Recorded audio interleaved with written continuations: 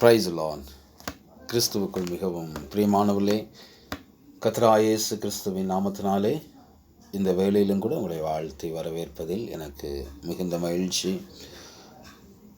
உங்களை சந்திப்பதில் எனக்கு பேரானந்தம். கர்த்தர் தாமே உங்களை ஆசீர்வதிப்பாராக. இந்த நாள் உங்களுக்கு நன்மையின் நாளாய் அமையட்டும். எனக்கு மிகவும் பிரியமானவர்களே, இன்றைய தினத்திலும் கூட நாம் ஒரு வார்த்தையை தியானிக்க போகிறோம். சங்கீதம் 1:1 இப்படியாக சொல்லுகிறது: துன்மார்க்கருடைய ஆலோசனையில் நடவாமலும் பாவிகளுடைய வழியில் நில்லாமலும் பரியாசக்காரர் உட்காரும் இடத்தில் உட்காராமலும். பாருங்க, சங்கீதம் 1:1 ஆரம்பிக்கும் பொழுதே இப்படியாக ஆரம்பிக்கிறது. துன்மார்க்கன் என்று ஆரம்பிக்கிறது. ஏன் அப்படி ஆரம்பிக்கிறது என்றால், இதுதான் தாய் சத்தியமாக இருக்கிறது. இதிலிருந்து தான் எல்லா சத்தியமும் தோன்றுகிறது. துன்மார்க்கன் என்று சங்கீதம் 1:1 ஆரம்பிக்கிறது. துன்மார்க்கன் என்றால் யார்?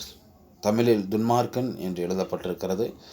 ஆங்கில வேதாகமத்தில் நீங்கள் வாசிப்பீர்கள் என்றால் அன்காட்லி மேன் என்று சொல்லி எழுதப்பட்டிருக்கும். அப்போ துன்மார்க்கன் என்றால் யார் என்றால் தேவன் அற்றவன் என்று அர்த்தமாகிறது. தேவன் இல்லாதவன் என்று அர்த்தமாகிறது. பாருங்க, துன்மார்க்கனிடத்தில் எல்லாமே இருக்கும். பணம், பேர், புகழ், செழிப்பு எல்லாமே இருக்கும். ஆனால் ஒன்றே ஒன்று இருக்காது, அவனிடத்தில் தேவன் இருக்க மாட்டார். பாருங்க, தேவன் இல்லாத வாழ்க்கை ஒரு வெறுமையான வாழ்க்கை. தேவன் இல்லாத வாழ்க்கை, இரட்சிப்பு இல்லாத வாழ்வு வெறுமையான வாழ்வாக இருக்கிறது.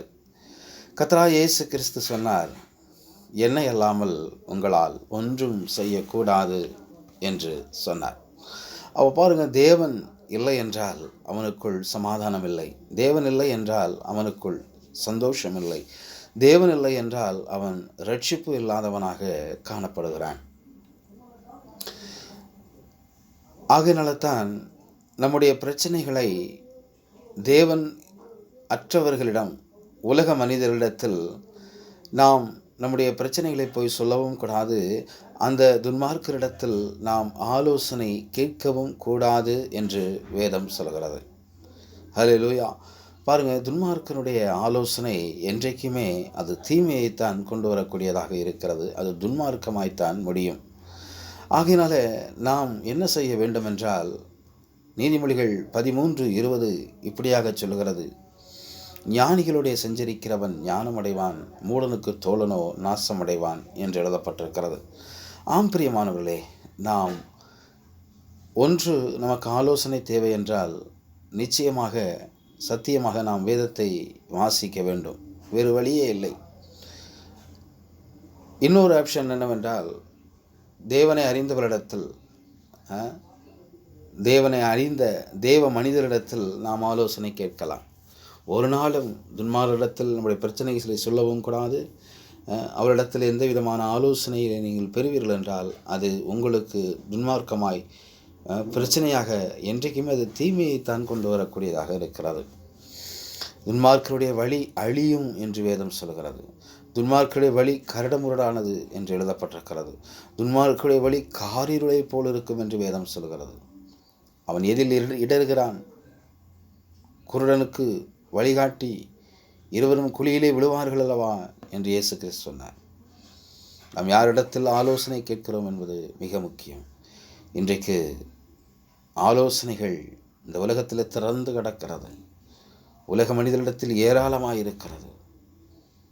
நாம் எந்த ஆலோசனையை கேட்கிறோம் என்பது மிகவும் முக்கியம். துன்மார்க்கருடைய ஆலோசனையில் நடக்கக்கூடாது. பாவிகளுடைய வழியிலே நிற்கக்கூடாது. பரியாசக்காரர் உட்காரும் இடத்தில் உட்காரக்கூடாது. ஆதாம் ஏவாள் சாத்தானிடம் போய் ஆலோசனை கேட்டார்கள். சாத்தான் அவன் எல்லா துன்மார்க்கத்தின் தகப்பன். அவன் சொன்னான், தேவன் எங்களை சாப்பிடக்கூடாது என்று சொல்லி ஏவாள் சொன்னான். அவன் சொன்னான், அவன் ஒரு ஆலோசனை கொடுக்கிறான்: இதை நீங்கள் புசிக்கும் நாளிலே நீங்கள் தேவர்களைப் போல் ஆவீர்கள். ஏற்கனவே தேவன் தன்னை போலத்தான் ஆதாம் ஏவாளை படைத்து வைத்திருந்தார். அவன் ஒரு தந்திரமான ஒரு ஆலோசனை கொடுக்க, இதை புசிக்கும் நாளிலே நீங்கள் தேவர்களைப் போலாவீர்கள். கடைசியிலே தேவன் வரட்டும், நான் கேட்டுட்டு செய்கிறேன் என்று சொல்லாமல் அவர்களாக சாத்தானுடைய ஆலோசனையை கேட்டு நன்மை தீமை அறியக்கூடிய விருட்சத்தின் கனியை புசித்தார்கள். கடைசியாக முழு உலகமும் சாபத்திற்குள்ளும் மரணத்துக்குள்ளும் பிரவேசித்தது. நமக்கு ஆலோசனை அவசியம், ஆனால் அது எப்பேற்பட்ட ஆலோசனை என்பதை நாம் பார்க்க வேண்டும். நம்முடைய தேவன்தான் ஆலோசனையில் ஆச்சரியமானவர்.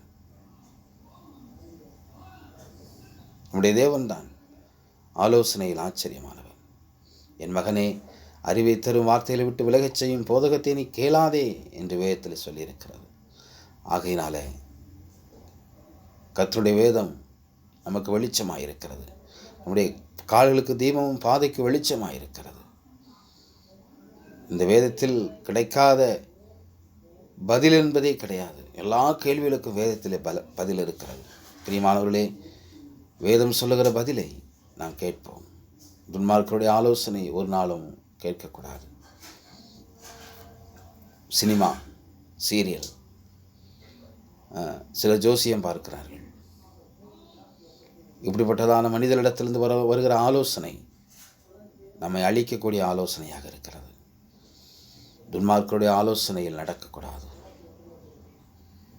கர்த்தருடைய வழியில் நடக்க தேவன் உங்களுக்கும் எனக்கும் கிருபை செய்வாராக. ஜெபிப்போம். அன்பின் ஆண்டவரே, வேலைக்காய் மக்கள் நன்றி.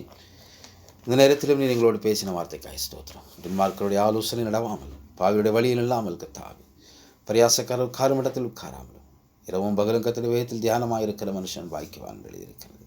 உடைய வேதத்தில் தியானமாயிருக்க நாங்கள் பாக்கியவான்களாய் ஜீவிக்க கிருபை செய்யும். இயேசு மூலம் ஜெபிக்கிறேன் நல்ல பிதாவே, ஆமென். God bless you. கர்த்தர் உங்களை ஆசீர்வதிப்பாராக. Praise the Lord.